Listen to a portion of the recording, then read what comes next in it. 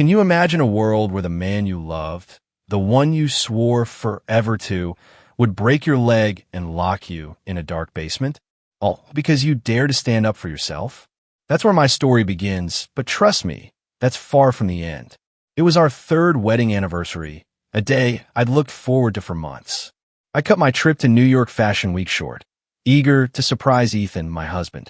As I opened the heavy door to our Greenwich mansion, the sharp click of my stilettos echoed on the imported Italian marble, a sound that usually brought me joy. But that day, it was met with an unsettling silence. Then I saw them, a woman's stockings and lingerie, carelessly strewn across the living room floor. My heart began to pound, a cold sweat breaking out on my palms. It was a trail leading straight up to our master bedroom on the second floor. Foolishly, desperately, I clung to a sliver of hope. Maybe our housekeeper was just cleaning? That fragile hope shattered the moment familiar moans reached me from the bedroom. "Ethan, what if your wife comes back early?" Chloe's voice, sickeningly sweet, cut through me like a knife. "Don't worry," Ethan grunted, his breathing heavy with an excitement I'd never heard from him. "She's in New York. She won't be back until tomorrow." And then came the words that twisted the knife deeper. "And so what if she does?" That broke designer. I'm the one who pays for everything anyway. I stood outside that door, my entire body trembling, the ground beneath me crumbling. Chloe Vance, my best friend from college, in my bed, with my husband. 3 years. 3 years I dedicated to our family, to building a life with him, and in his eyes, I was just a freeloading designer. Something inside me snapped. A primal rage took over. I kicked the door open. The horrific sight of two pale bodies, tangled together, burned into my eyes. Ethan scrambled off Chloe, who shrieked and pulled the sheets over herself. But then that smirk, that provocative, hateful smirk on her face. "Sophia, listen to me," Ethan stammered, trying to make sense of his shattered world. "This is all a misunderstanding." "Shut up." My hand moved on its own, a force I didn't know I possessed. I swung it with all my strength at her face. Chloe's head snapped to the side. Her perfectly sculpted nose was now crooked, and blood trickled from the corner of her mouth. "Sophia, are you crazy?" Ethan leaped from the bed, his betrayal now turning into a violent defense. He punched me hard in the stomach. The pain buckled my knees, stealing my breath, but I forced my head up, glaring at him through the tears that streamed down my face. "Ethan, how could you do this to me?" He scoffed, his eyes cold. "How could I? You deserve this." He grabbed my hair, his grip tearing at my scalp, and dragged me towards the grand staircase. "Who the hell do you think you are? Marrying into my family was the greatest honor of your life. You pathetic designer. How dare you hit Chloe? Her father is the CEO of Vance Industries." Even through the searing pain, a bitter, hysterical laugh escaped my lips. "So that's it. You cheated because her family has more money than mine? Have you forgotten who stood by you when you started your company from scratch? Shut your mouth." He shoved me, a violent tremor shaking his entire body. I lost my balance. I tumbled down the stairs. My right leg slammed into a decorative corner post. A horrifying crack echoed through the mansion, followed by an agony so intense that my vision went black. "Stop the drama and get up," Ethan sneered, walking down the stairs, then deliberately kicked my injured leg. I screamed, my back instantly drenched in a cold sweat. "Ethan, I think her leg is broken," Chloe said, now wrapped in a bedsheet, her face pale as she stared at my twisted limb. "What a nuisance," Ethan muttered. He grabbed my arms, dragging me toward the basement. "Let her cool off down there. Maybe she'll learn her place." I nearly passed out from the pain, but I bit my lip, refusing to make another sound. As he threw me into the damp, dark basement, I heard him tell the housekeeper, "Don't give her anything to eat. Let her reflect on what she did for the next 24 hours. The heavy steel door slammed shut. Darkness consumed everything. I huddled in a corner. My right leg was already swollen beyond recognition, throbbing with a pain that made me lose all sense of time. How long had it been? I felt for my phone in my pocket. Miraculously, it wasn't broken. At the very bottom of my contacts list was a number I hadn't touched in 20 years, saved under a single word, Dad. I pressed the call button. After 3 rings, a low, authoritative voice answered, "Yeah." My voice was a raw, broken whisper. "It's me, Sophia." Silence stretched for a few seconds on the other end. Then, I heard the sound of a chair crashing to the floor, followed by an urgent voice. "Sophia, where are you? What happened?" My husband broke my leg, and he locked me in the basement. Each word was like swallowing glass. "Dad, help me. Send me your address. I'll be there in 10 minutes. Before the line went dead, I heard him yelling to get the car ready. With trembling hands, I sent my location. And then suddenly, I started to laugh. I laughed until tears streamed down my face. Ethan, that fool. He thought I was just some ordinary designer. He had no idea who my father was. My mother had told me on her deathbed. My father was Vincenzo Romano, the Don of the Syndicate, a crime family that held sway not just over New York, but across the country. My mother hadn't wanted me to be part of that life.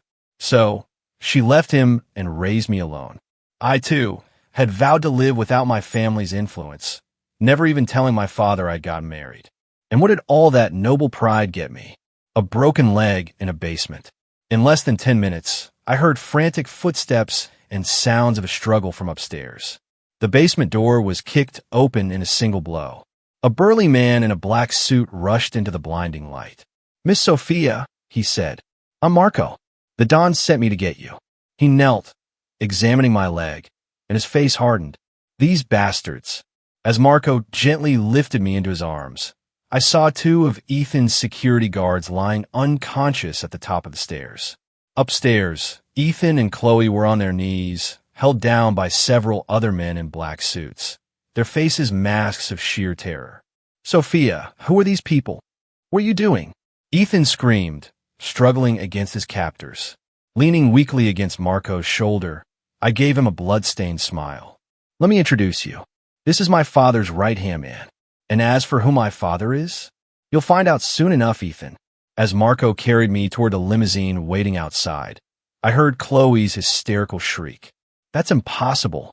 Sophia said her father died years ago." Inside the car, a middle-aged man with salt and pepper hair was waiting anxiously. When he saw my mangled state, a chilling, murderous glint appeared in his eyes. "Sophia." His voice was as cold as ice. "Dad will break both of his legs. Leave no one from the Vance family standing. By the way, if you're still with me, make sure to hit subscribe. More unbelievable stories are coming." The early summer sun was so bright I had to squint. The excruciating pain from my right leg made me bite my lower lip until I tasted blood. "Just hold on a little longer, Miss Sophia." Marco's voice was calm and steady. The faint scent of gunpowder mixed with his cologne was strangely reassuring. Behind us, Ethan's shouts faded. "This is breaking and entering. I'm calling the police." "Sophia, what kind of monsters have you brought here?" I didn't even bother to look back. Marco's men would handle it. The limousine door opened, and for the first time in 20 years, I came face to face with my father, Vincenzo Romano. He looked much older than I remembered. His hair was grayer, but his hawk-like eyes were as sharp as ever. Those eyes were now fixed on my twisted leg. "Sophia." His voice trembled slightly. He reached for my leg, then stopped his hand mid-air. "Marco, get us to St. Jude's Medical Center. Tell Dr. Evans to prep an operating room." I was gently placed on the plush leather seat of a luxury sedan. My father propped my leg up with a cushion. He pressed a button, raising the soundproof partition between the front and back seats. "Who did this?" His question was short, his voice like Arctic ice. "My husband, Ethan," I said with a bitter laugh. "I caught him cheating with my friend Chloe Vance. This is what happened. My father's eyes were like the sea before a hurricane, calm on the surface, but concealing a destructive force. He took out his phone and dialed a number. Give me everything on Ethan Hayes and Chloe Vance. Yes, the daughter of Richard Vance. Good. Don't touch them yet. Wait for my orders. Hanging up, he turned to me. Why didn't you call me sooner? After your mother left, I never stopped looking for you. Mom didn't want me involved with the syndicate, I said weakly. I went to design school, Got a job at a famous firm. I thought I could live a normal life. A muscle twitched in my father's jaw, and you ended up with a beast who breaks your legs. I couldn't say anything. The city skyline blurred past the window, just like the last 3 foolish years of my marriage. At the VIP entrance of St. Jude's, a team of doctors was already waiting. Dr. Evans, one of the top orthopedic surgeons in the country, personally pushed my gurney into the elevator. My father held my hand the entire way to the operating room. His hand was rough but warm, a comfort I hadn't realized I'd missed. The surgery was a success. When I woke up, I was in a hospital suite that looked like a 5-star hotel room. My right leg was in a cast, elevated by a sling. Outside the window, the glittering city lights stretched to the horizon. My father was sitting on a sofa by my bed, reading through a file. Under the lamplight, his profile looked exceptionally cold and hard. "Dad," I called out softly. He immediately put the file down and came to my side. "How are you feeling?" Dr. Evans said the surgery went perfectly, but you'll be off your feet for at least 2 months. "Thank you." I hesitated for a moment, then asked, "Ethan and the others?" "Marco took care of it," he said, a ruthless glint in his eyes. "Your husband thought we were just some street thugs screaming about pressing charges." I let out a laugh, then winced as the pain flared up. That fool Ethan. He had no idea who he had crossed. The syndicate wasn't just a gang. It was a shadow power that moved pieces in politics and business across the country. Even high-ranking government officials trod carefully around my father. "Sophia, I want to hear what you think," my father said softly, sitting beside me. The syndicate's way, Ethan Hayes would be at the bottom of the Hudson River by now. I closed my eyes. I remembered the day I first met Ethan 3 years ago. He was a young entrepreneur, just starting out. He waited outside my office for a month, begging me to design the logo for his new company. He said my designs had soul. He said he'd never met a woman as special as me. "I'm going to make him feel a pain worse than death," I said. My voice was cold as ice when I opened my eyes. The Hayes family may look like legitimate real estate developers, but they built their fortune on loan sharking and illegal demolitions. I'm going to make Ethan watch it all come crashing down right before his eyes until there is nothing left, just like he did to me. A satisfied smile touched my father's lips. He pulled a thick file from his suit jacket. Perfect timing. My people just found out the Hayes family is betting everything on a bid for the new East River Development Project. Their bid is full of inflated numbers. He flipped through the pages, pointing to one. "And what's more interesting is that your husband embezzled $3 million of company funds to launder at a casino in Atlantic City. He still hasn't filled that hole." I took the file. My heart started to race. This evidence alone was enough to send Ethan to prison. Enough to make Hayes Construction stock plummet. "Dad, I need time," I said, taking a deep breath. "I'm going to pretend to forgive him. I'll go back to that house and gather more evidence." "It's too dangerous," my father said, frowning. "Please," I insisted, taking his hand. "I need to destroy him with my own hands." After a long silence, my father finally nodded. "All right, but Marco will be by your side 24/7. He pressed the call button, and Marco, who had been waiting outside, entered the room. "From this day on, my life belongs to Miss Sophia," Marco said, kneeling on one knee and presenting me with a specially made satellite phone.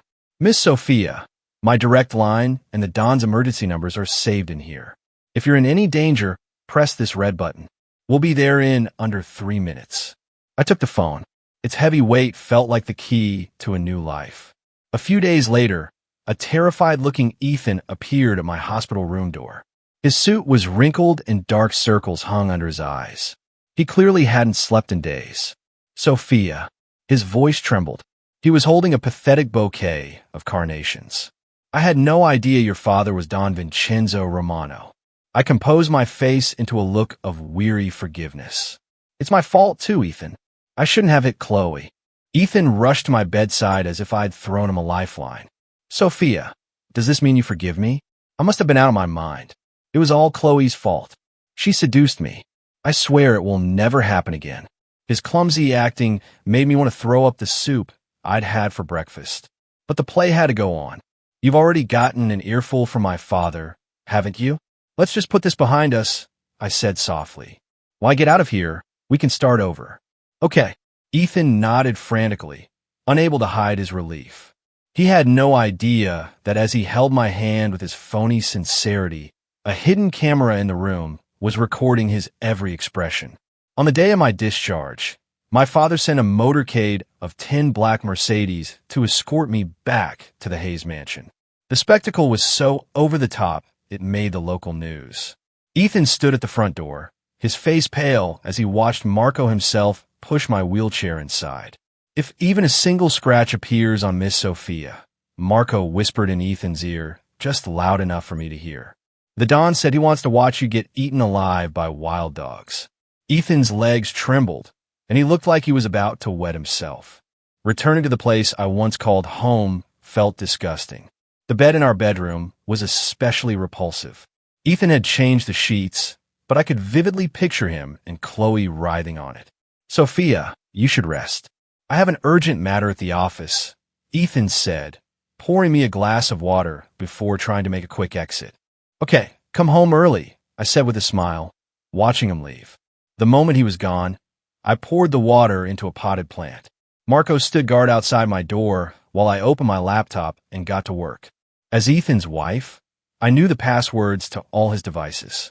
I logged into his cloud account and quickly found what I was looking for: hotel booking record for the last 6 months, bank transfer histories, and even a few videos that were hard to watch. You animal, I muttered with a cold smile, saving the evidence. Just then, a new message popped up on his screen. It was from Chloe. Ethan, thank God she believed you. I'll wait for you at our usual spot. I miss you like crazy, baby. I stared at the screen, then laughed out loud. Ethan, you couldn't even wait 3 days. Perfect. This will make my revenge all the more satisfying. I picked up the satellite phone and called my father. Dad, I think it's time to start quietly buying up shares of Hayes Construction. Yes, so no one notices. After hanging up, I looked out the window at the bright sunlight. I once believed love was everything. I had willingly hidden my own light to become Ethan's shadow. But that naive Sophia was shattered, just like her broken leg. From now on, I would make it perfectly clear to everyone what happens when you cross the daughter of the Romano family. Miss Sophia, are you really going to do this? Marco asked, standing at the door of my walk-in closet with a frown. I adjusted an earring in front of the full-length mirror. The woman in the reflection wore a deep crimson dress, her red lips as vivid as blood. I had traded the cast on my right leg for an intricate metal brace, which peeked out from beneath the slit of my dress. Of course, I said, turning to face him. The Hayes family is throwing an anniversary party. As the lady of the house, I can't possibly miss it. Marco started to say something, then closed his mouth. In the 2 weeks since I had returned home, I had seemingly reconciled with Ethan.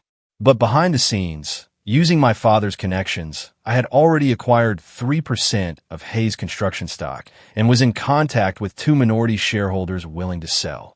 My phone vibrated. It was a message from my father. Julian Croft has arrived in New York. He will attend the party tonight as a guest. He has what you need. The corner of my mouth lifted into a slight smile. Julian Croft, the son of my father's old friend, a financial prodigy from Wall Street.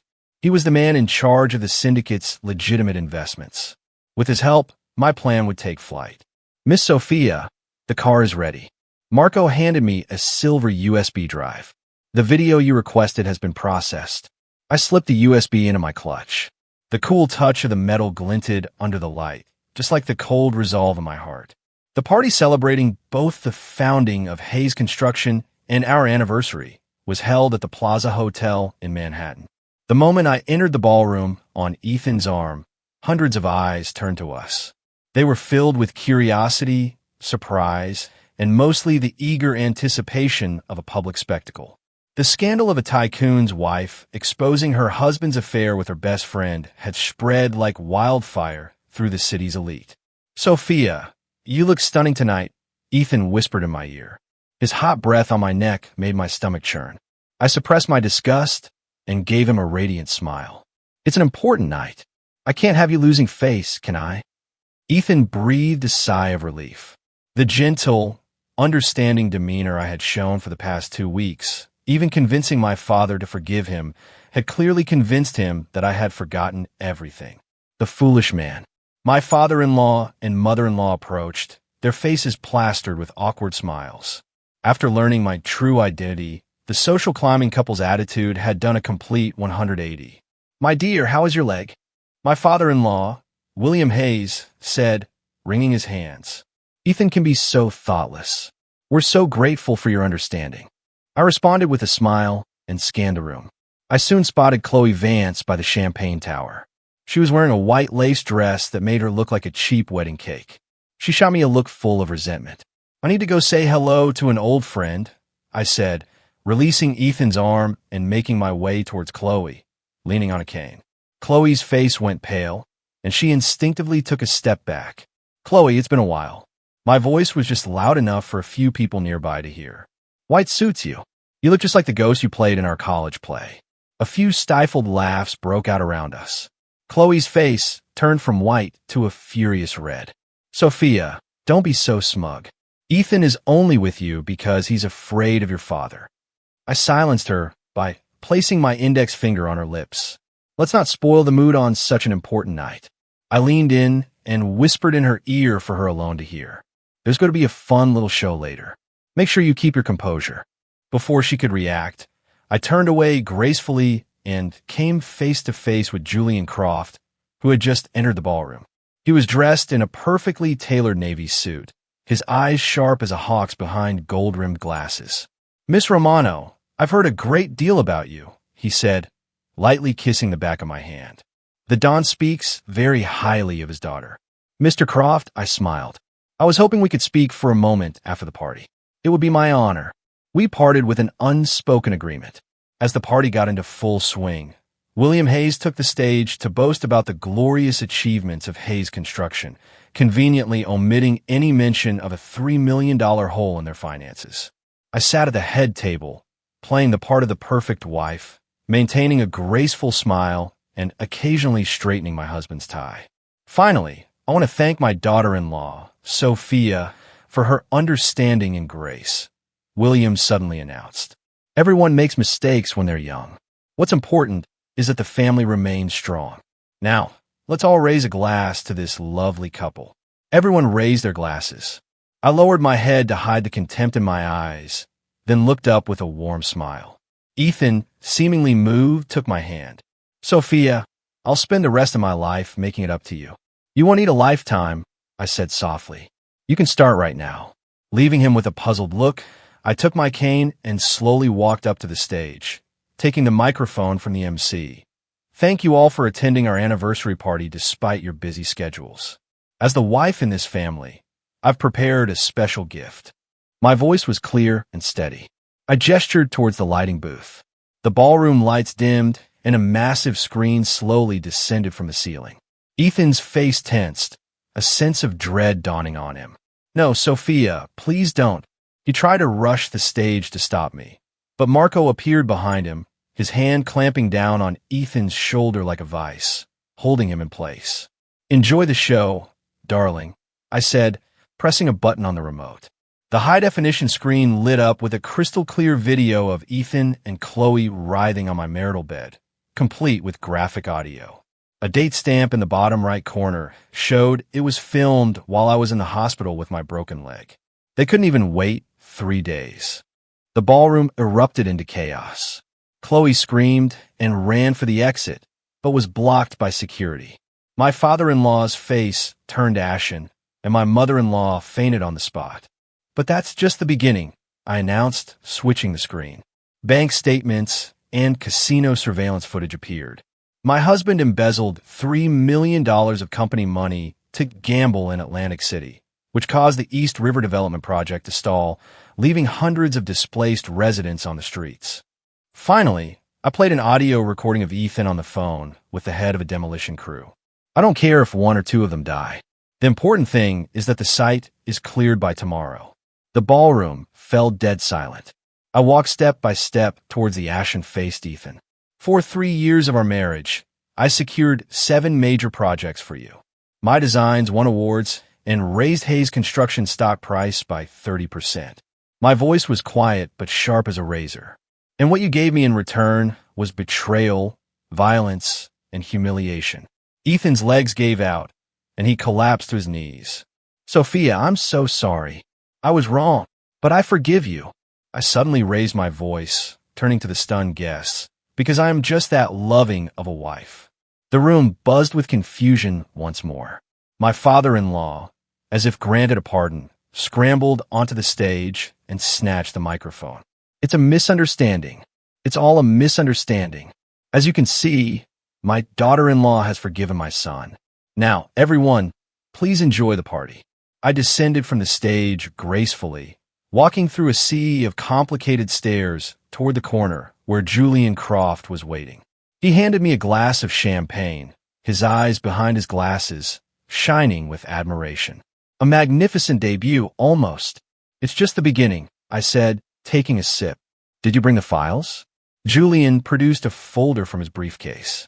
The complete shareholding structure of Hayes Construction and their real financial statements from the last 3 years. They're much more interesting than what's been made public. I opened the folder. My pupils contracted. The company's actual debt was more than 3 times the reported amount, and a massive sum of money had vanished through a series of shell corporations. This is more than enough for a short sale. More than enough, Julian smiled. I've already contacted 3 firms that specialize in short selling. They're just waiting for your signal. The party continued in a bizarre atmosphere. Ethan followed me around like a kicked dog, endlessly begging for my forgiveness. I maintained a dignified smile the entire time, looking for all the world like a gracious wife embracing her wayward husband. My dear William Hayes pulled me aside, wiping the sweat from his brow. The board of directors, don't worry, father, I said, affectionately taking his arm. I've already told my father to halt his purchase of Hayes Construction stock. We're family after all. He let out a long sigh of relief. He had no idea that I already owned 5% of the company through an offshore corporation. With the 8% I was set to acquire from the 2 minority shareholders, I was already the 4th largest shareholder in Hayes Construction. After the party, Julian drove me back to the Greenwich mansion. Marco sat in the passenger seat, ever vigilant. Hayes Construction stock will plummet next week. The combination of the scandal you exposed tonight and the pressure from our short sellers will send it into a nosedive for at least 3 consecutive trading days. Good, I said, watching the city lights flash by. When it hits rock bottom, we'll buy up everything. When the car stopped in front of the mansion, Julian suddenly asked, "Did you really forgive him?" I smiled wryly and pointed to my right leg, still in its brace. "Mr. Croft, do you believe in loving your enemy?" "No, funny," I said. "Neither do I." Inside the mansion, Ethan was on his knees in the living room, crying like a child. Looking down at him, I found the situation endlessly amusing. This was the man I once loved. This cowardly, despicable, spineless piece of trash. "Sophia, I was wrong. I was so wrong," he sobbed, grabbing my leg and smearing tears and snot on my expensive dress. I stroked his hair gently, as if patting a dog. "Ethan, let's start over." He looked up, a glimmer of hope in his eyes.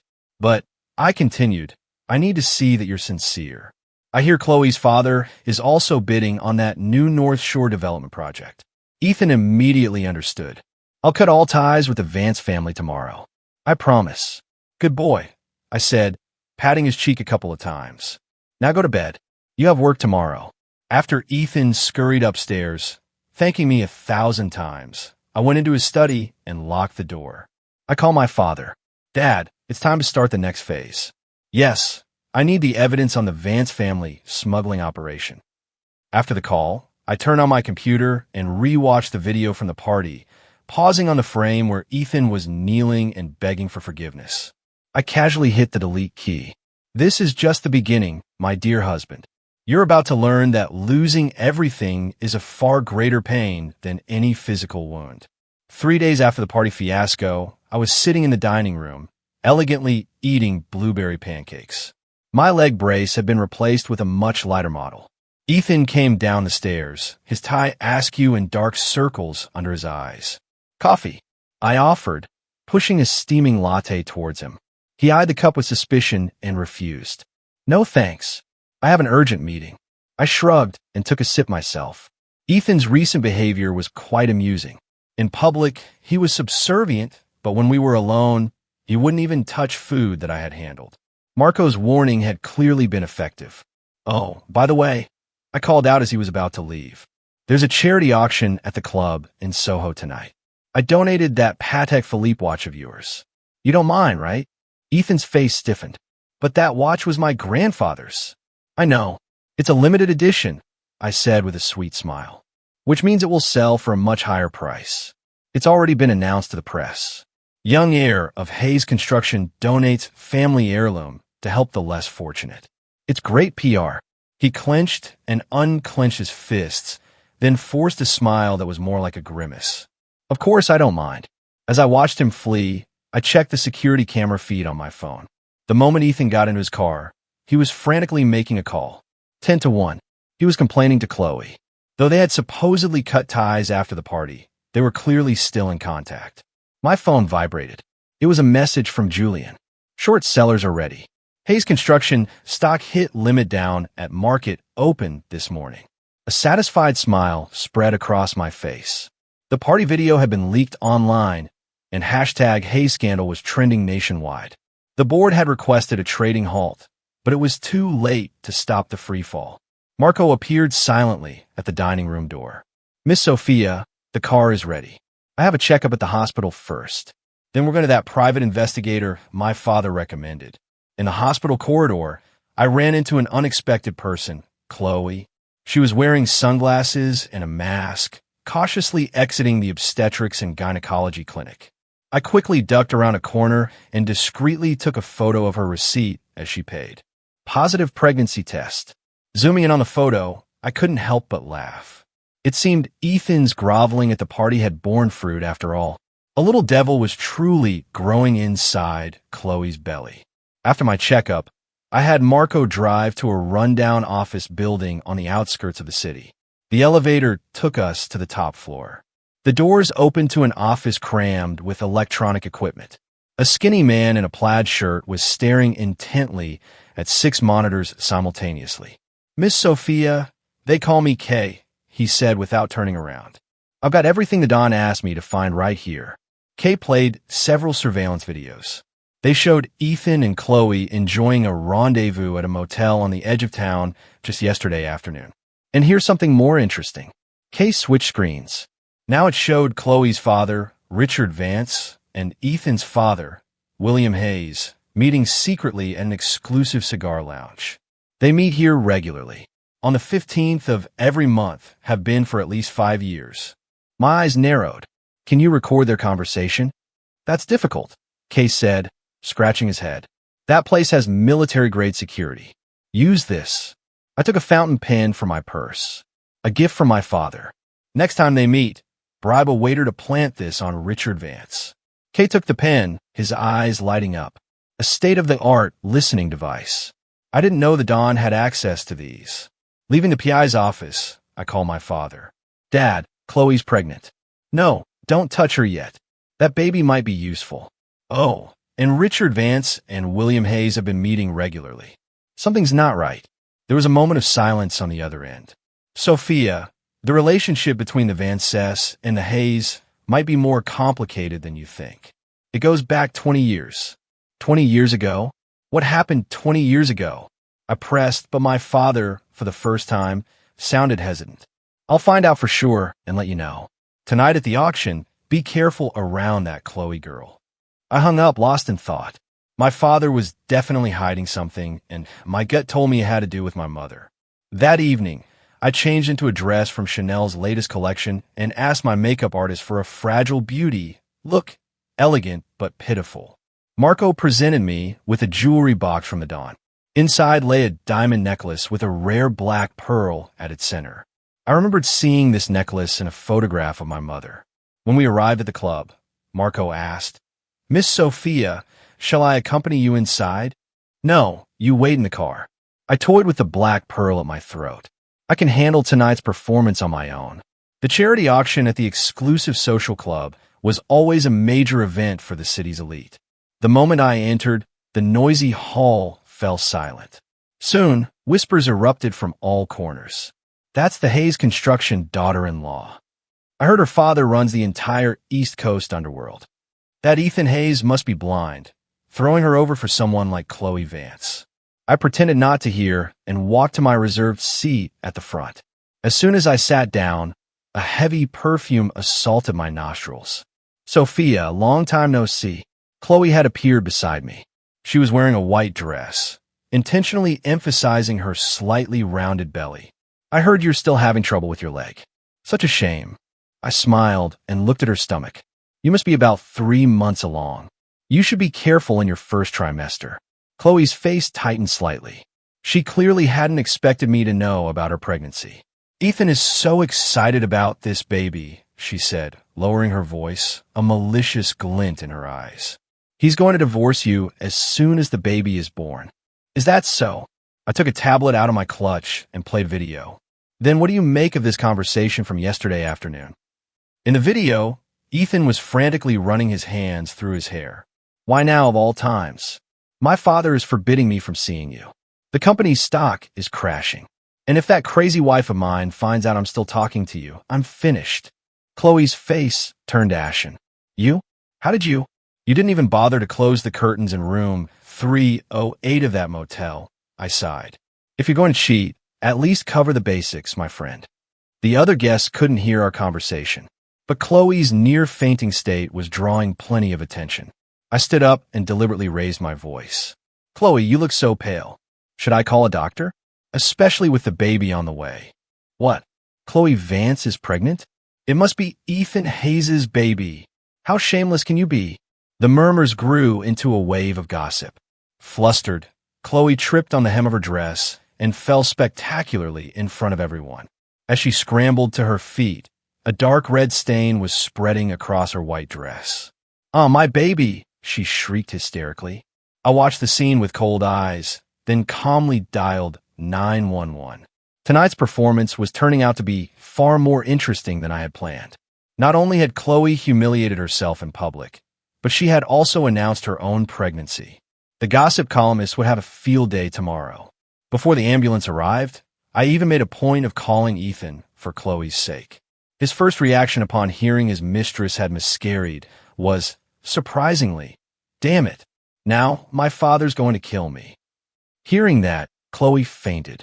I never made it to the auction. When I returned to the mansion, Ethan was in his study, smashing things like a madman. The moment he saw me, he lunged, his eyes bloodshot. "What did you do to her?" "Me?" I blinked innocently. Everyone saw it. She tripped and fell all by herself. You, on the other hand, those words you said in the motel were very moving. Ethan froze as if struck by lightning. You were spying on me." "That's not important," I said, sitting down gracefully. "What's important is that I've decided to help you two get together. Let's get a divorce." I tossed the word out lightly. I'm sick and tired of this sham of a marriage. A flicker of relief crossed Ethan's eyes, quickly replaced by suspicion. "What are your terms?" "For old time's sake, I'll only take what I'm owed." I spread out the papers I had prepared. "This house is mine, and I want 5% of your company's shares." "That's insane." Ethan shot up. "Do you have any idea this house is worth $10 million? And forget about the shares." I sighed and pulled a stack of photos from a drawer. "Then I guess these photos will be sent to every news outlet tomorrow morning." The photos showed Ethan not only with Chloe, but with at least 3 other women. More damningly, there were pictures of him gambling in Atlantic City, hobnobbing with local mobsters. "You?" Ethan's face turned a deathly gray. "I'll give you 3 days. Think it over," I said, collecting the photos. "Oh, and by the way, Chloe may have lost a baby, but I'm sure your father is relieved. He hates the Vance family, doesn't he?" Ethan's head snapped up. "How do you know my father hates the Vances?" "A lucky guess." I smiled. "Why else would he forbid you from seeing Chloe?" Ethan stared at me with suspicion, then stormed out of the room. I immediately called Kay, the investigator. "I need you to dig into the relationship between William Hayes and Richard Vance. Focus on 20 years ago." After hanging up, I checked my computer for the day's harvest. According to Chloe's medical records, not only had she miscarried, but the trauma had damaged her uterus, making future pregnancies unlikely. An unexpected bonus. My phone vibrated. It was a recording from my father. I put in my earbuds. Richard Vance's furious voice filled my ears. "William, have you forgotten what happened 20 years ago? If I hadn't taken care of that body for you." The recording cut off abruptly, but it was enough to send a chill down my spine. William was my father-in-law. The word body made my blood run cold. A text from my father arrived a moment later. "Sophia, come see me tomorrow. There are things I need to tell you." I stared at the phone screen, my heart pounding. What happened 20 years ago? Whose body was it? And could it be connected to my mother's sudden death? Outside, a flash of lightning split the night sky. My reflection in the window was pale and cold, my eyes burning with the fire of vengeance. "Ethan, did you think a divorce would be the end of this?" "No, it's just the signal for the next act of my revenge to begin." My father's estate was nestled deep within a bamboo forest on the outskirts of New York. A high wall surrounded the property, with two men in black suits standing guard at the gate. During the entire drive with Marco, I couldn't stop thinking about that recording. "Took care of that body." Those words were like thorns in my mind. "We're here, Miss Sophia," Marco said softly. I took a deep breath and opened the car door. My father was in the garden practicing Tai Chi. Each movement was deliberate and powerful, belying his age. "Sophia." He stopped and gestured for me to follow him inside. "Is your leg better? I can walk without the cane now." I followed him into his study. The rich scent of cigars and old leather filled the air. The room was exactly as I remembered it, right down to the celadone vase my mother had cherished, still in its place. My father retrieved a yellowed envelope from his safe, his expression heavy. 25 years ago, when your mother left me, she was already pregnant with you." "I know," I nodded, "but you don't know why she left." He pushed a faded photograph across the desk towards me. "Look at this man." In the photo, a younger William Hayes stood with a stranger in front of a construction site. They were holding champagne glasses, and a banner in the background read, "Breaking Ceremony for Hayes Construction." The stranger had his arm around William's shoulder, smiling broadly. "Who is this?" I frowned. "Christopher Vance, Richard Vance's younger brother." My father's voice was ice. "And the man who murdered your mother." I dug my nails into my palms. What happened back then? William Hayes and the Vance family were running a redevelopment project together using illegal demolition tactics. Someone died in the process. Christopher Vance beat a protester to death. My father produced another document. Your mother happened to capture proof of it on film and was going to go to the police. The document contained several blurry photos. Christopher Vance was holding a steel pipe, and a bloodied protester lay on the ground. The date on the photo was 1 week before my mother's death. Christopher found out and went after her. My father's voice trembled slightly. By the time I got there, it was too late. I stared at the photo, my vision blurring. The truth I had been told, that my mother died in an accidental fall when I was 5, was a horrific lie. The police had closed the case so quickly because the Hayes and Vance families had pulled strings. What about Christopher Vance? My voice was a raw whisper. "Dead," my father sneered. "Died in a car accident 3 days after the funeral." I looked up sharply, and the look in my father's eyes told me it was no accident. William Hayes and Richard Vance covered everything up, my father said, gathering the documents. "I've been collecting evidence for years, but their roots in politics and business run too deep. Until you married Ethan Hayes." I finally understood my father's silence. "You were waiting for me to find out the truth. I didn't want you to be blinded by revenge," he sighed. "But now you have your own reasons to seek it." I stood up and walked to the window. The bamboo forest swayed in the wind, sounding like the whispers of 1,000 ghosts. My gentle mother, who had taught me to paint, had met such a brutal end. "Dad, they have to pay the price in blood," I said, turning back to him. My voice was strangely calm. "Not just Ethan, but the entire Hayes and Vance families." A look of satisfaction crossed my father's eyes. "Do you have a plan?" "First, we need to make them turn on each other." I opened my phone to a report Julian had just sent. The defective steel rebar used in the Hayes Construction East River project was supplied by a shell company controlled by Richard Vance. My father's eyes gleamed. You're trying to drive a wedge between them. The media is already prepped, I said, glancing at my watch. In an hour, the news about the East River project's potential collapse will be front-page financial news. My father poured me a glass of whiskey. As for Richard Vance, I've already tipped off customs about his smuggling containers. They're making their move tonight. Our glasses clinked. In that moment, I was truly my father's daughter. No longer the foolish woman who cried within the confines of her marriage. As I was leaving the estate, Marco handed me a file. Miss Sophia, Kay found these internal documents from Hayes Construction. I skimmed through the confidential files, a smile playing on my lips. Ethan's embezzlement was far worse than I had thought. He hadn't just lost money gambling. He had forged board meeting minutes to secretly mortgage the company's core assets. Marco, change of plans. Take me to the Hayes Construction headquarters, I said suddenly. It's time to pay my dear husband a visit. In the top-floor boardroom of the Hayes Construction building, an emergency board meeting was underway. Through a secretary loyal to my father, I was getting a live feed of the meeting. The East River collapse is an accident. The media is exaggerating. The most urgent thing now is to stabilize the stock price. I could hear Ethan's frantic voice through my earpiece. Mr. Hayes, the problem isn't just the media, came an older man's voice. It was Mr. Chun, a veteran board member. The safety inspection report just came in. All the materials failed. The supplier is an affiliate of Vance Industries. How do you explain that? I had no knowledge of this, Ethan stammered. That was the procurement department. And your cousin runs the procurement department, doesn't he? Mr. Chun said coldly. The board is demanding a full audit, including the whereabouts of that $3 million you spent. I heard the sound of a glass shattering, followed by Ethan's furious shout. I took out my earpiece and happily rode the elevator to the top floor. When I opened the boardroom door, every director turned to look at me.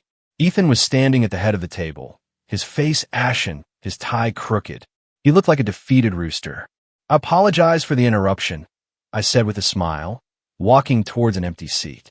It was a seat my father had secured for me through his shell company's shares. As a major shareholder, I'd like to hear how you plan to handle the East River project. Ethan's eyes widened as if they would pop out of his head. How did you, Mrs. Hayes? You may not be aware, Mr. Chin said, standing to greet me. But our initial investigation suggests this was caused by faulty materials, and the supplier is closely linked to Vance Industries. Oh, what a coincidence, I said, feigning surprise. My father just received a tip that Customs is raiding a Vance Industries smuggling warehouse tonight. The boardroom descended into chaos. The directors whispered amongst themselves, some already pulling out their phones. Ethan's face was gray. He knew better than anyone about the dirty deals between his company and Vance Industries. Gentlemen, I raised my voice. I propose we form an independent investigation committee to thoroughly examine all transactions between our company and Vance Industries. Furthermore, given Mr. Hayes's recent instability, I move that his duties as so be temporarily suspended. You crazy bitch. Ethan lunged at me, but was restrained by security. Calm down, darling, I said softly. This is for your own good. Just imagine if those loan documents from the Atlantic City casino and the paper's mortgaging company assets were to be made public. Ethan froze as if choked. He finally realized the cards I held were far more than just proof of his affair. The board passed my motions with an overwhelming majority. As I left the building, the sky was stained a blood red, like the impending fate of the city's power structure. My phone vibrated. It was a message from Julian. Short sale successful. Hayes Construction stock down 60%. Acquired 11% of outstanding shares. A moment later, a text from my father arrived. Customs raid successful. Richard Vance in custody for questioning. I let out a long breath and got into the waiting car. Marco handed me a cup of hot tea. Back to the safe house, Miss Sophia. No, not that place. I trailed off as a black SUV in the rearview mirror caught my eye. It had been following us since we left the building. Marco, we have a tail. Marco's eyes sharpened. He pressed his earpiece. Team 2, 2 o'clock. Black Range Rover, license plate. New York 8 Charles Thomas 2134. Run it. Less than a minute later, the reply came. Plate is a fake, but we got a facial scan from inside the vehicle. It's the head of security for Hayes Construction. Ethan's men. I murmured, my eyes narrowing. When a dog is cornered, it bites. Lose them and take me to the safe house. Marco wrenched the wheel, and the car swerved into a narrow alley. The SUV followed close behind. The two cars engaged in a silent chase through the evening traffic of downtown Manhattan. Hold on, Miss Sophia, Marco said, pressing a red button on the console. A thick cloud of smoke erupted from the back of our car. While the pursuer's vision was obscured, Marco executed a series of sharp turns and drove into the underground parking garage of a shopping mall. We switched to a prepositioned car and smoothly exited through the rear. I could see the SUV still circling the garage entrance. Ethan is starting to suspect you. Marco's voice was grim. Should I have the Don send men to take care of him? No, I sneered. Let him. It's time to show Ethan that I'm not an easy target. The safe house was a discreet penthouse my father kept in Tribeca. The first thing I did was open my laptop to check the latest news. The financial channels were all abuzz with the Hayes construction scandal. Hashtag Hayes cover-up was trending on social media. Even more interesting was the rumor spreading like wildfire that Richard Vance had been taken into custody. Whispers suggested he was smuggling not just luxury goods, but drugs and weapons. Vance Industries' website was down, and their stock was frozen. My phone rang. It was Ethan. I let it ring 10 times before answering. Sophia, this was you, wasn't it? His voice was broken. From the background noise, he was in a bar. I don't know what you're talking about, darling, I said, putting him on speakerphone as I continued to review documents. Don't play dumb. The board meeting, the stock price, the Van Cess. This is all you're doing. What the hell do you want? He screamed hysterically. I want to know what it feels like to lose everything. My voice was as light as a feather. Just like you made me feel. There was a moment of silence, then the sound of shattering glass followed by Ethan's roar. You just wait, you evil bitch. I'm going to make you suffer a fate worse than death. The line went dead. I shook my head and called Julian. Keep buying up Hayes Construction stock and start a rumor that Richard Vance is going to sell all his shares to pay the fines for his smuggling case. Already on it, Julian said with a laugh. And we've discovered a secret Swiss bank account belonging to William Hayes. A regular amount has been deposited every month for the last 5 years. The recipient is Chloe Vance. This unexpected information made me raise an eyebrow. My father-in-law was sending Chloe money every month. Why? Check the memo line on those transfers, I said, and prepare for the next phase. We're going to send William Hayes a very big birthday present. Hanging up, I walked to the window. The night was inky black, but in the distance, the lights of the Hayes Construction building still shone brightly. But by tomorrow's sunrise, the owner of that building might change. Ethan, did you think breaking my leg would be the end of it? No, I'm going to break the very backbone of your entire family. The night before William Hayes' 60th birthday party, I was in my dressing room trying on a champagne-colored gown that beautifully accentuated my waist. The scar on my right leg was now just a faint line. Marco knocked and entered, holding a velvet jewelry box. From the dawn, he said it would go well with your dress tomorrow. Inside was a diamond necklace. At its center was a rare red diamond, glowing like a drop of blood. I recognized this gem. It was my mother's favorite. Where is my father? I touched the red diamond. It was cold as ice. He is waiting for you in the study. Mr. Croft is also there. I threw on a robe and walked barefoot to the study. When I opened the door, my father and Julian were discussing something over a set of architectural blueprints. Julian was in a crisp suit, his eyes sharp behind his gold-rimmed glasses. He gave a slight nod as I entered. Ms. Romano, Sophia, come look at this. My father called me over. The blueprints were for the East River project, but instead of the luxury condos they had advertised, the actual plan showed a densely packed complex of small apartments.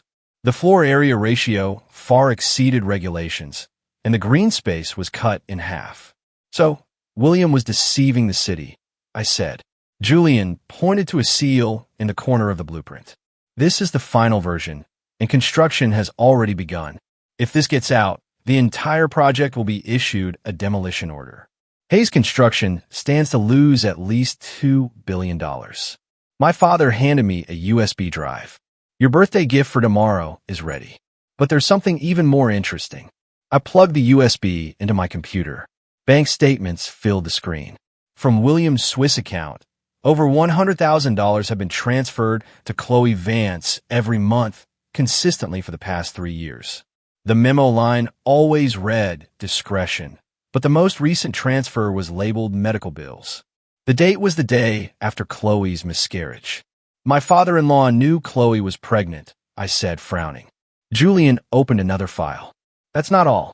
According to Chloe's medical records, Ethan was on a business trip to Africa at the time of conception.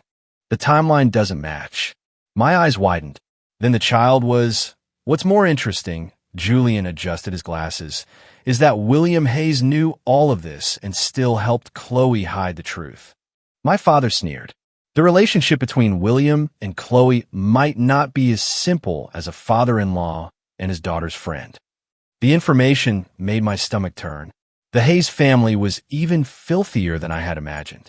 The press will all be at the party tomorrow, I said, closing my laptop. It's time to give the Hayes family a gift they'll never forget. The next day, the Hayes mansion was lavishly decorated, with a line of luxury cars pulling into the driveway. I entered the party on Ethan's arm, playing the part of a loving wife. Since his suspension, Ethan had become noticeably subdued, like a dog with its tail between its legs. He couldn't even look me in the eye. My dear, you're here. William greeted me with a broad smile. His eyes lingered for a moment on the red diamond necklace at my throat, and his face subtly tensed. It was my mother's, I said with a sweet smile. I'm so glad you remember it, Father. William forced a composed expression and led us to the head table where high-ranking city officials and bank presidents were seated. I noticed Chloe was also there, sitting in a corner in a plain white dress. Her stomach was flat, her face pale. When she felt my gaze, she lowered her head and fiddled with her napkin. The party reached its peak, and the MC announced the toasts. William took the stage, boasting about Hayes Construction's achievements, never mentioning the recent scandals. Applause erupted as if the stock market crash and construction disaster had never happened. And finally, I thanked my daughter-in-law, Sophia, for her understanding and grace. William raised his glass as another round of applause broke out. I gracefully stood up and walked toward the stage. Under the table, Ethan desperately tugged at my dress, but I easily sidestepped him. You're too kind, Father, I said, taking the microphone. As the daughter-in-law of this family, I've prepared a special birthday present for you. I gave Julian a nod. He operated his laptop, and the large screen in the ballroom descended. William's face tightened, a sense of foreboding in his eyes. First, let's take a look at the actual blueprints for the East River project. I pressed the remote, and a murmur went through the crowd. The real plans were a world away from the advertisements. Several city officials paled on the spot. Mr. Hayes, what is the meaning of this? Shouted the director of city planning, leaping to his feet. It's a misunderstanding. All a misunderstanding. William rushed the stage to grab the microphone, but I quickly moved on to the next slide. Next, we have the transaction history of Mr. William Hayes' Swiss bank account. For the past 3 years, you've transferred over $100,000 a month to Miss Chloe Vance. The ballroom fell dead silent as the clear bank records appeared on the screen. Chloe screamed and ran for the exit, but was stopped by security. And finally, my voice suddenly turned sharp. Miss Chloe Vance's pregnancy diagnosis. If you calculate the date of conception, my husband was on a business trip in Africa. That's a lot. Ethan shot up from his seat. I also have the DNA test results right here, I said calmly, displaying the final slide. Darling, the results say the child was my child. The ballroom exploded as if a bomb had gone off. Ethan, like an enraged lion, tried to rush the stage, but was restrained by Marco. William, his face ashen, dropped his champagne glass. But there's something even more interesting, I said, playing an audio file. In the recording, William was telling Chloe, "You have the baby. We'll make Ethan accept it as his own. The Hayes family needs this child to secure the Vance inheritance." Hearing this, Ethan turned and punched his father in the face. The situation devolved into complete chaos. The board members left. The bankers tore up their loan agreements, and the reporters snapped photos furiously. I descended from the stage gracefully, walking out of the ballroom through a sea of shocked and awestruck stares. Behind me, I could hear Ethan's roars and William's sobs. Chloe had collapsed on the floor, but no one paid her any mind. As I got into the waiting car, I let out a long breath. "Where to, Miss Sophia?" Marco asked. "To the hospital. I want to see something for myself." I looked at my phone. The post-miscarriage medical report for Chloe had just arrived. We were halfway there when Marco suddenly swerved the car. "We're being followed." A loud crash sent our car slamming into the guardrail. I was thrown forward, hitting my head on the back of the front seat. Stars exploded in my vision. Through the rear window, I saw a black, unmarked SUV hurtling towards us. "Get down," Marco yelled, pushing my head down. The SUV crashed into us again, this time hitting the passenger door. In that instant, two motorcycles roared onto the scene, their riders firing at the SUV's tires. The SUV lost control, flipped several times, and crashed into the guardrail. "They're from the Don," Marco said, quickly reversing the car and speeding away from the scene. "Are you all right?" I touched the growing lump on my forehead and gave a cold smile. Ethan must be truly desperate. Back at the safe house, I call my father. "Dad, Ethan sent people after me." "No, I'm fine. I handled it." After the call, I checked the security footage from the Hayes mansion. As expected, Ethan and Chloe were having a violent argument. "This is all your fault. Now that bitch knows everything. We're finished." Ethan screamed. Chloe sneered back. "Your father didn't seem to think so when he was sleeping with me. All you Hayes men are the same." "Shut up." Ethan lunged and began to choke her. "I could kill you." Chloe struggled, then grabbed a fruit knife from the table and slashed Ethan across the face. He screamed and let go, and she used the chance to flee the room. I turned off the feed, lost in thought. This dogfight was more entertaining than I'd anticipated. Just then, Julian called. "Sophia, the emergency board meeting is over. Ethan has been officially fired, and William Hayes was admitted to the hospital with a heart attack, and the stock hit limit down again," Julian said with a light laugh. "We now hold 18% of his shares.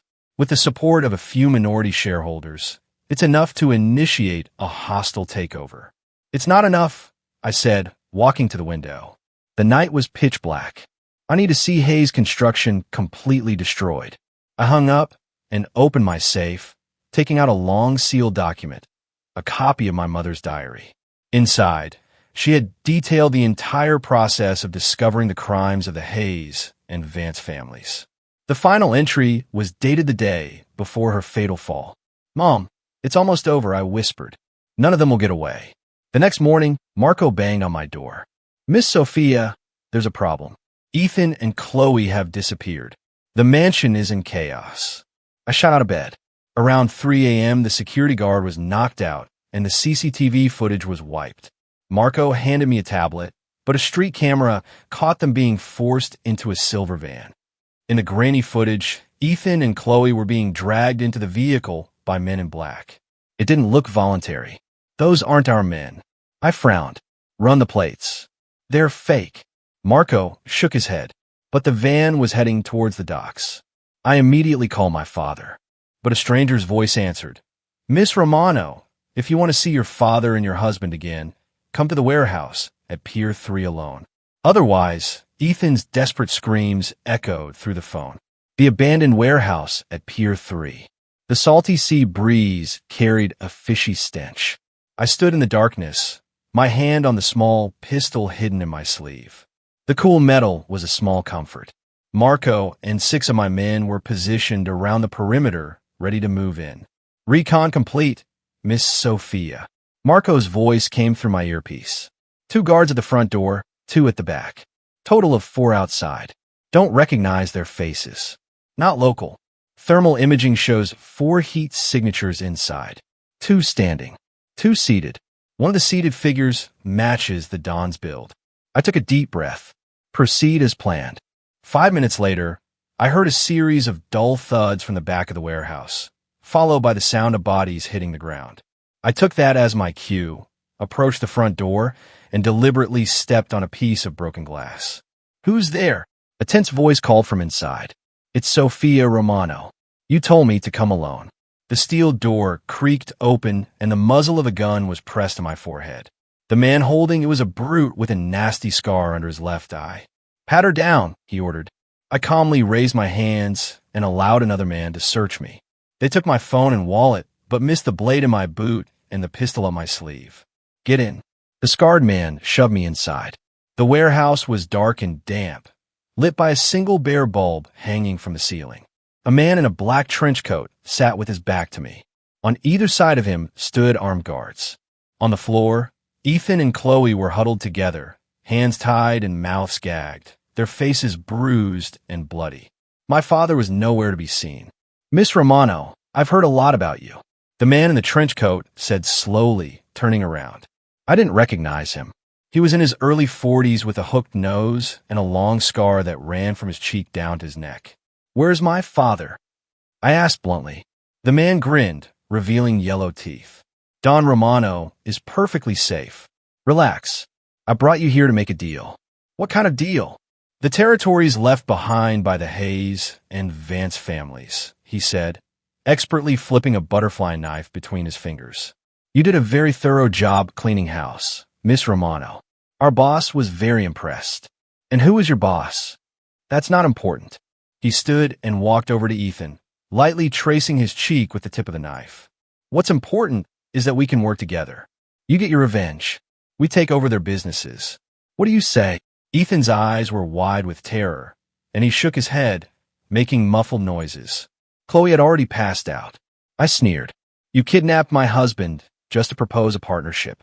We couldn't get a meeting with someone of your stature any other way." The man shrugged. "Besides, consider this us doing you a favor after this idiot tried to run you off the road." I slowly walked towards the center of the warehouse, the click of my heels echoing on the concrete. "Let me guess, you're with the Falcone family. I hear you've been losing a lot of business to my father lately." The man's face tightened, and his knife-flipping faltered. "You're well informed, Miss Romano. That's not all." I stopped about 10 feet from him. "I also know about the shipment you're bringing into this pier tonight. I believe an anonymous tip has already been made to customs." "You bitch." The man lunged at me with the knife. At that exact moment, the warehouse ceiling exploded and dozens of smoke grenades rained down. Acrid smoke filled the space instantly. Gunshots, shouts, and footsteps created a symphony of chaos. "Get down, Miss Sophia." Marco's voice yelled through my earpiece. I dropped to the floor, pulling the pistol from my sleeve. Through the smoke, I saw the scarred man stumble past me. I shot him in the knee. He screamed and collapsed. 5 minutes later, when the smoke cleared, a dozen heavily armed men in tactical gear had secured the area. The man in the trench coat and his crew were on the ground, and Ethan and Chloe were lying in a corner like dead dogs. "The Don will be here shortly," Marco said, brushing the dust off my clothes. "Are you all right?" "I'm fine." I walked over to Ethan and ripped the gag from his mouth. "Darling, your new friends don't seem very reliable. Sophia, please save me. They were going to kill me." Ethan begged, tears and snot running down his face. What a shame they failed. I stood and turned to Marco. "Take these men to the police station. The charges are kidnapping and attempted murder." "Attempted murder?" Marco looked puzzled. I pointed to a security camera in the corner of the warehouse. "I have them on tape confessing to everything, including admitting they planned my car accident yesterday." Hearing this, Ethan suddenly screamed, "Sophia, you are a devil. This was all your setup." Marco kicked him silent. I shook my head and called my father. "Dad, it's handled. The Falcones try to make a move.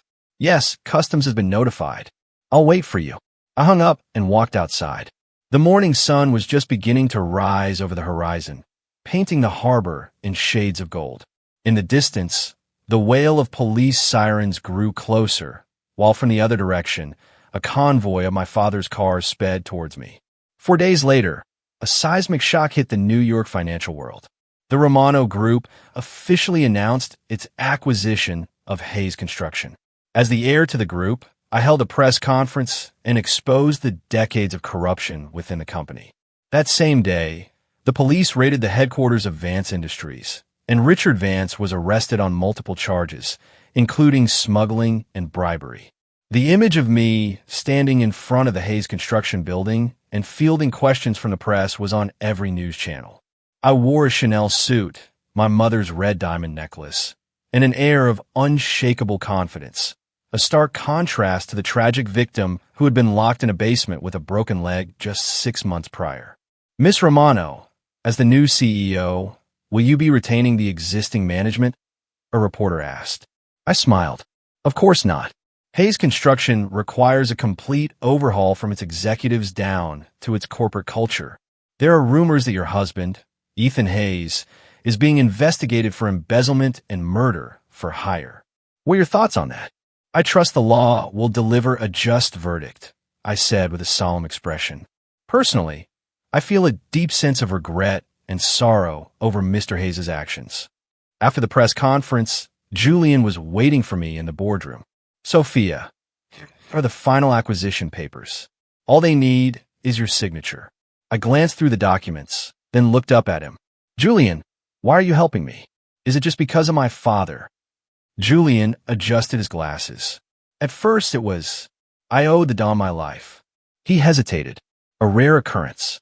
But now, I've come to admire your courage and intelligence. I let out a small laugh and signed the papers. Hayes Construction is in your hands now. I trust you'll turn it into a truly responsible company. Where are you going? Julian asked. To see an old friend, I said, checking my watch. Ethan was arrested this morning. I should probably go offer my condolences. The visitation room at the detention center was cold and sterile. Ethan was in an orange jumpsuit, his face unshaven, his eyes bloodshot. The moment he saw me, he lunged at the bulletproof glass, only to be restrained by a guard. Sophia, you devil, he screamed, pounding on the glass. I calmly picked up the receiver. Ethan, your charges are embezzlement, fraud, and murder for hire. All told, you're looking at a minimum of 20 years. Oh, and by the way, Chloe has already turned state's witness. She submitted evidence proving you conspired with her father to murder those protesters. Ethan's face went white. Lies. That was all Richard Vance. That old bastard. Really? I took out a small recorder and pressed play. Ethan's own voice came out crisp and clear. Get a few guys to rough up the protest leaders. I don't care if they end up dead. It's a fake. That recording is doctored, he screamed hysterically. I don't think the judge will see it that way. And about the baby Chloe lost. The DNA results came back. It wasn't my child. Ethan stood there stunned, as if struck by lightning. Then whose was it? Your father's, I said, delivering the final cruel blow. Chloe confessed everything. Ethan collapsed into his chair, looking like his soul had left his body. And one last thing I said, Hayes Construction is mine now. All the shares in your name and your father's have been liquidated to cover the embezzled funds and pay damages to the victims. The sun was blindingly bright when I left the detention center. Marco was waiting by the car. Miss Sophia, the Don requests your presence at the estate. He says there is an important matter to discuss. All right, I got into the car. In just 6 months, I had gone from a victim of domestic abuse to the heir of a multi-billion-dollar organization. The thrill of revenge was slowly fading, replaced by a sense of emptiness. Are you watching, Mom? The people who hurt you have all paid the price.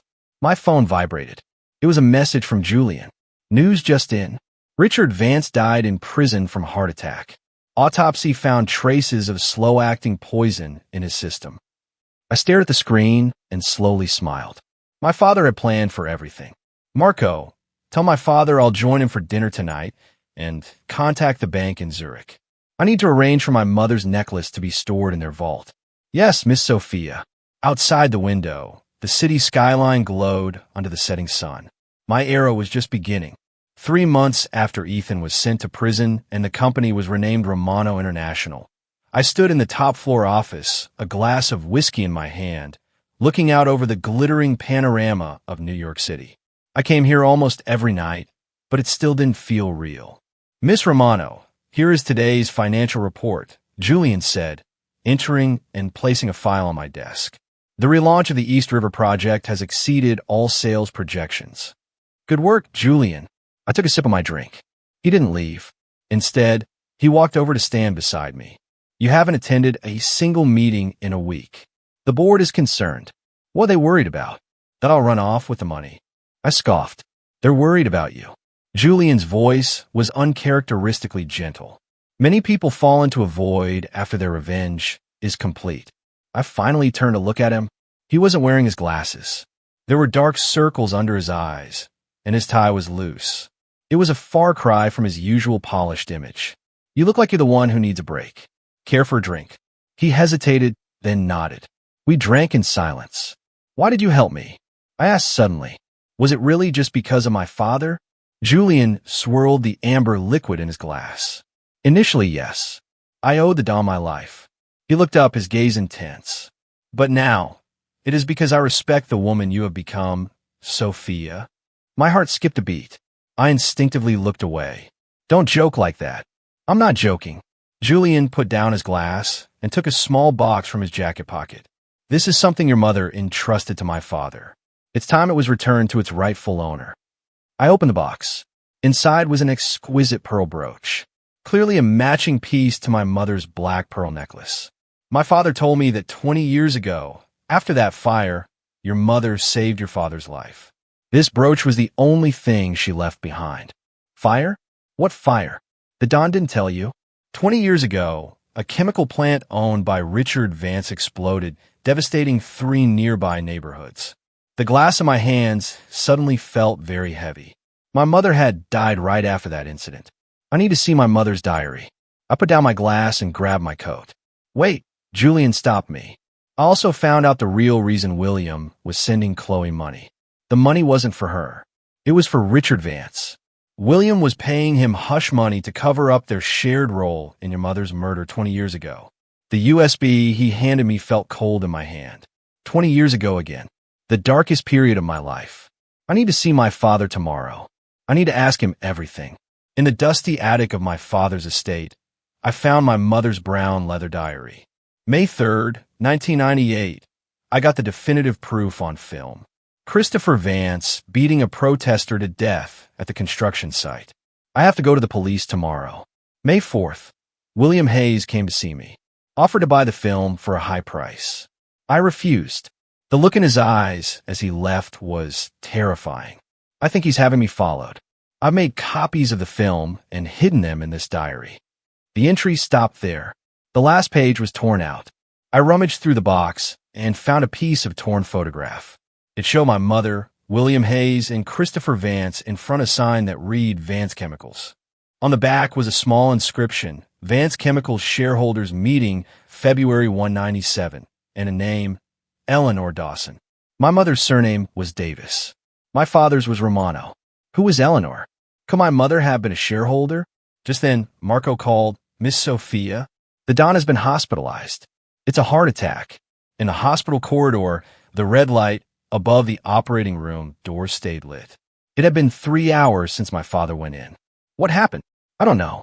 He was meeting with the heads of the Falcone family when he suddenly collapsed. One of the old capos told me, Miss Sophia, there is something the Don has hidden from you. That fire 20 years ago, it was meant for him. Christopher Vance was trying to eliminate a competitor and collect the insurance money. The operating room doors opened. The surgeon emerged. We've stabilized him, but he has 6 months at most. I went into the ICU. My father was surrounded by machines. Sophia, did you read the diary? Yes. Where is the film? She hid it in the study under the 3rd floorboard. Sophia, the syndicate is yours now. No, Dad, don't think like that. Listen to me. He gripped my hand tightly. Richard Vance is dead, but the Falcones won't stand down. You either fight a full-scale war or you dismantle the organization. The syndicate is a dirty business, Sophia. It's no place for a girl like you. Don't become like me. Back at the estate, I pried up the 3rd floorboard in the study. Beneath, it was a rusted metal box containing several rolls of film and a letter. It was from my mother. To my dearest Sophia, if you are reading this, it means I am no longer in this world. Don't be too sad. This was my choice. Revenge does not bring peace, my love. Only justice can. Forever loving you, Mom. I sank to the floor, sobbing. A message from Julian arrived. I found it. Your mother's death wasn't a fall. She was strangled and then thrown from the roof. The next morning, I summoned the organization's capos to my office. You all know my father's condition. I want to hear your thoughts on the future of the family. One of the oldest, a man named Sal, spoke up. By the rules, you're the heir, Miss Sophia. But we are in a time of crisis with the Falcons watching our every move. We need a strong leader. You're saying I'm not strong enough. No disrespect, miss, but this business is different from the corporate world. I see. I pressed a button on my desk. Marco and a team of armed guards entered. Gentlemen, you have 3 choices. 1. Help me transition the syndicate into a legitimate security and investment firm. 2. Take a generous retirement package and walk away. 3. I pulled out a thick binder. Turn yourselves into the police. I have a detailed record of every one of your accomplishments right here. In the end, most of the old guard chose retirement. Sal, furious, stormed out, vowing to join the Falcons. Marco put a tail on Sal and arranged a meeting with the head of the Falcon family. That afternoon, Julian and I visited the completed East River Project site. It had been transformed into a beautiful park filled with the laughter of children. This is what your mother would have wanted to see, Julian said. I realized in that moment that my mother left my father, not because she didn't love him, but because she didn't want the next generation to live in a world of violence and hate. Sophia. Julian suddenly knelt on one knee, pulling a ring from his pocket. I know this is sudden, but I want to be with you. Formally. Give me some time, I said, my eyes welling up as I touched his cheek. After I settle things with my father and the family. I'll wait as long as it takes, he said, standing and pulling me into a gentle embrace. A few days later, my father underwent heart surgery. It was a success. That afternoon, I met the Falcon boss, Johnny, in Neutral Hotel. The syndicate is dissolving. We are transitioning to a legitimate security firm. I will cede some of the old Vance territories to you. On one condition, you get out of all illegal businesses. After a tense negotiation, Johnny agreed. When I returned to the hospital, my father was awake. I showed him my mother's letter and the evidence. He wept. It's my fault she's dead. No, Dad. It's all over now. He pulled a document from under his pillow. Sign this. The family is yours now. It was his will, leaving all his assets to me. The last clause read, in the event of Sophia Romano's marriage to Julian Croft, 10% of all assets will be transferred to him. My father smiled for the first time in a long while. He's a good man, better than the son-in-law your mother picked out for me. A month later, Romano Security was officially launched. At the press conference, I announced that 10% of the profits from the East River Project will be donated to community development. Miss Romano, there are rumors your father was the founder of the syndicate. Is that true? My father once walked a dark path, I replied, but he is spending the rest of his life atoning for his mistakes. Romano Security will offer a second chance to all those who, like him, wish to start anew. After the press conference, Julian took me to the new park at the East River site. Sophia, there's something I've been wanting to ask you. He knelt, holding out an old diamond ring. This was my grandmother's. She told me to give it to the woman who could help me end our family's painful history. I thought of my mother's letter. Revenge does not bring peace. Only justice can. Yes, I whispered, but on one condition. I want to turn the top floor of the Romano International Building into a children's library named after my mother. Julian slipped the ring on my finger and kissed my hand. Of course. At our wedding, my father walked me down the aisle. At the end of the aisle, Julian waited for me, his eyes full of love. I had tied my mother's black pearl brooch to my bouquet. On our honeymoon, I whispered to Julian, I think I'm pregnant. If it's a girl, I want to name her Lily, after my mother. Julian held me tight. Thank you, Sophia, for breaking this endless cycle of hate. In the distance, the dawn of a new day was breaking. My mother's pearls shone under the starlight, like a final period at the end of a long sentence, and the beginning of a new one. Have you ever found peace after fighting for what you believed was right? Or did the journey change you forever? Tell me what you think. I really want to know.